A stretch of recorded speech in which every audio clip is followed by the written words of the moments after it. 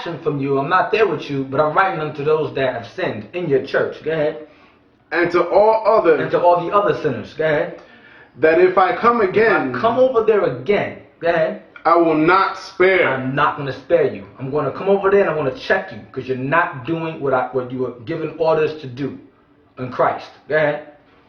Since ye seek a proof of Christ, speaking in me, which to you word is not weak, but is mighty in you. Go ahead. For though he was crucified through weakness, yet he liveth by the power of God. For we also are weak in him, but we shall live with him by the power of God toward you. Because we're all born in sin. When we walking in Christ, it makes us stronger. Go ahead. Examine yourselves. Examine yourselves. Paul was telling the Corinthians, check yourselves. You brothers are messing up. You got to examine. I can't keep checking you. You got to examine yourselves to see if you're truly faithful in this truth. Go ahead. Examine yourselves whether you be in the faith. Examine yourselves whether or not you truly believe in Christ. Because a lot of our Israelite brothers and sisters out here, they're real quick to pass judgment on other brothers, but they don't check themselves. All right? The worst enemy in your life is you. All right? We're all corrupt. None of us are perfect. Okay? We got to keep the law to the best of our ability. But don't spend your entire life trying to knock other brothers who are trying to do what you're trying to do, which is get salvation. You got to remember, brothers, when the law is introduced in your life, when Christ takes a stock in your life, it's to correct yourselves.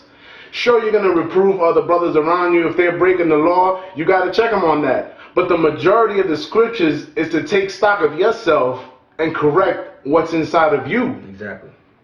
Whether it be homosexuality, whether it be theft, whether it be fornication, that's something that you, through the scriptures, have to correct. On your own. Yourself. So before you check anybody else, you got to check you first. That's the purpose of Christ. That's right. Not cussing people out. It's to change yourself into that new being before he arrives. That's right. So that way we're all worthy of being saved out of this hellhole called America. Read verse 5 again.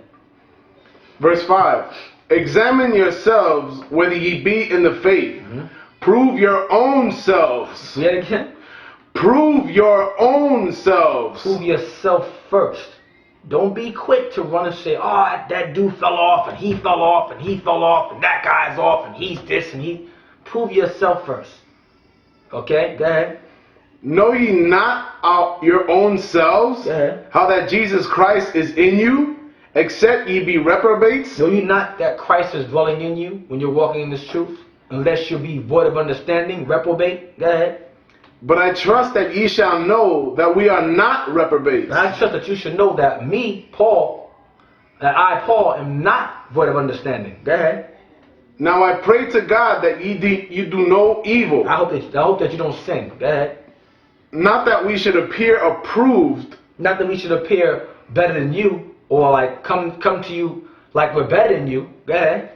But that ye should do that which is honest, though we be as reprobates. Though we come to you in a humble spirit. We don't come there like, yeah, look at me, I'm high and mighty, I'm walking in the truth, and you're messing up. Paul's saying, no, we come to you as reprobates. We come to you in a base manner. We don't exalt ourselves. We're speaking to you in humility. Okay? Go ahead. For we can do nothing against the truth, but for the truth. Go ahead. For we are glad when we are weak. We are glad. When we're going through trials and tribulations, we're glad when we're weak. Go ahead. And ye are strong. And we're glad when you're strong. When you're strong in the faith. We see you brothers growing in this truth. Okay? And growing strong in the faith, we're glad. Go ahead. And this also we wish. We wish this. Go ahead. Even your perfection. Your perfection is keeping the law. You go to 1 Kings 8:61, is being perfect in the law. Meaning, we're not saying be like Christ. None of us are like Christ. We can't keep the law perfect. But Paul is saying here that we must strive for perfection. Meaning to fight. To the best of your ability, keep these commandments. We all know we're all born in sin. That's undeniable. Scriptures tell you that we're sold. That Paul said, well, I am carnal, sold unto sin. Paul made it clear. So Paul made it clear even in David. You read Psalms 50. Psalms 50, I can't get the verse, but in the book of Psalms, David says that he was also born in sin. In sin, his mother conceived him. All right, let us know what? That we're all born in sin. We all can't be perfect. We're not teaching that. But we're teaching, Paul is saying, I wish Where is that? Wish even your perfection, meaning what? Meaning that I hope that you keep the commandments to the best of your ability. Okay, go ahead. Verse 10. Yeah. Therefore I write these things being absent. Therefore I write these things to you, not being there. Go ahead. Lest being present. Lest me being there. Go ahead.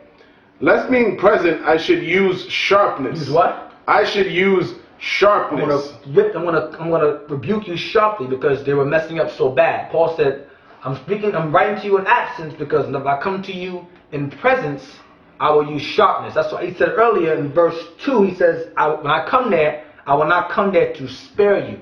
Meaning no nice talk, no sparing your feelings. If you're erring in the scripture, if you're sinning in the scripture, okay, I'm gonna check you. Go ahead, read it again. Therefore I write these things being absent, lest being present I should use sharpness. Go ahead. Based on what? Go ahead. According to the power which the Lord hath given me to edification. To what? I should use sharpness according to the power which the Lord hath given me to edification. Teaching. Not curse. When Paul said spare not, he didn't say I'm going to come over there and curse you brothers out for being wicked. Yo, you MFer, you a-hole, No, that's not what Paul's saying. Paul said that he came under the power of edifying. Christ gave him the Spirit to give edification, to teach according to the commandments, not according to foul language. He was an apostle. He had more responsibilities under Christ. He had to set up all these churches and show the Israelites in these different regions Christ. Exactly.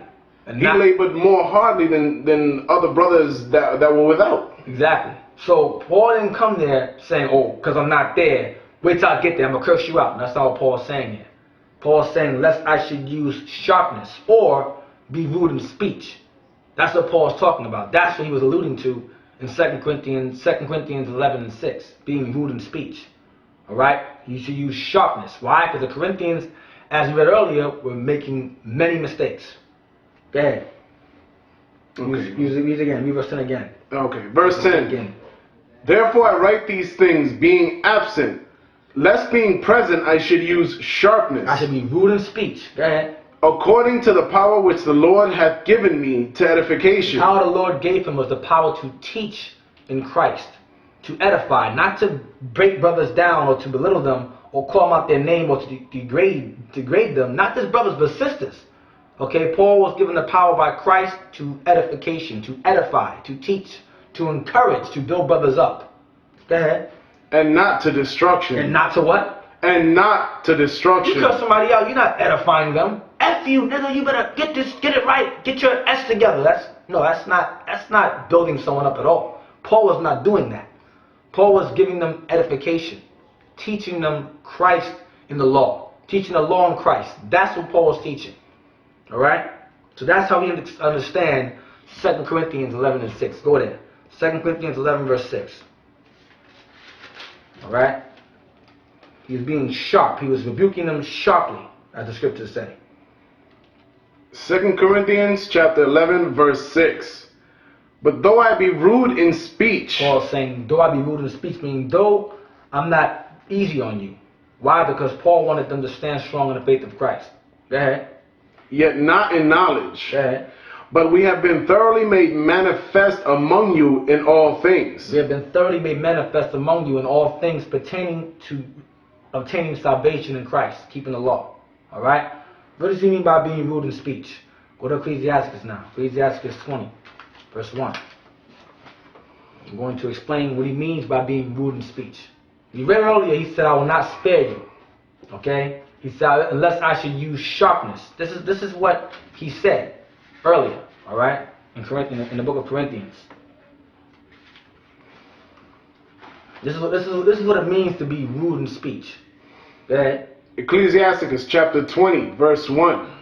There is a reproof that is not comely. There's a reproof that's rude. That is not beautiful. Comely means beautiful. There's a certain correction that's not going to be polite. It's not going to be the way you want to hear it. Go ahead. Again, some man holdeth his tongue. And some men, they don't say nothing. Go ahead. And he is wise. He's smart, not saying anything. Because certain brothers you can speak to, and some brothers you can't speak to. All right? There's certain brothers you can correct them. You know, say, brother, thanks, I appreciate that. I'm gonna repent from that. I'm not gonna do it again. And some brothers are like, wow, what you mean? They wanna argue.